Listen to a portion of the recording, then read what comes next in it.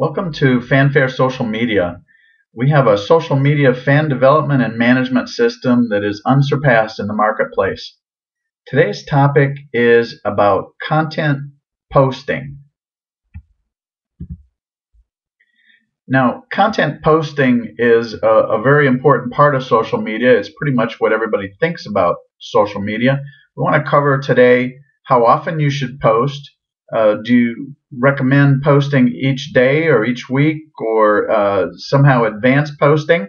Which social networks should you use, and what are the differences in the networks? So how often should you post? Basically, you got two options. You can create each day or you can create it in advance. So the problem with creating it each day is that it determines, I guess I should say it creates a ton of pressure on you, constantly working with deadlines and changing schedules and priorities. You're planning to create content today, but then something comes up and gets in the way. You're basically a slave to your daily issues and news topics, and I think it creates stress. That's really hard to do. So how do you create in advance? Well, the problem there is you need a good little app or platform. Sometimes we'll call it a platform to do advanced posting. And if you're just going to create a few posts and schedule them, a couple days or a week in advance here or there, that's no big deal for most of the apps that are out there. But big but, that is when you need to make an adjustment to the content. Your posts are not in what we would call a campaign. They're individual posts. So if you need to schedule and change something or change the content in it, you've got to go to each post on your calendar and make the adjustment there. So consequently, very few people ever post very far in advance, or you're constantly making changes on your calendar, and it can be a real nightmare.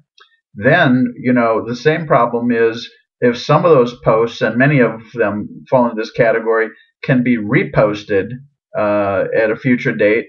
Once you're done with your initial advanced posting, when that finishes, then you've got to restart the process all over again.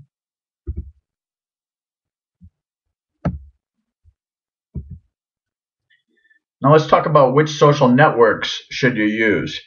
So recent marketing studies show that both B2B and B2C in this order are the preferred social networks. Facebook, then Twitter, LinkedIn, your blogs, and even YouTube, which is gaining great favor now, are the top social sites. Let's talk about each of them. Facebook is going to be primarily for your customers and close contacts. So you got to think about the kind of material that you can post there. You don't want to self-promote yourself so much that you turn your customers off, but a little bit of marketing information is okay. We would also prefer that you have things on there posting things like helpful information, training tips, questions for discussion. Maybe a list of your features and benefits is a good idea, though. Make sure your customers are all familiar with them. They might even see a feature they don't know you have. Company information like press releases, news, company history and background, customer testimonials are great. And then also something to note on Facebook is what you'd usually think of as if you're doing emailing as an email subject header. Facebook drops any of those subject headers, so you won't see those. Consequently, whatever is going to be in your content needs to stand on its own, and think about what that will look like and read like when you drop it in.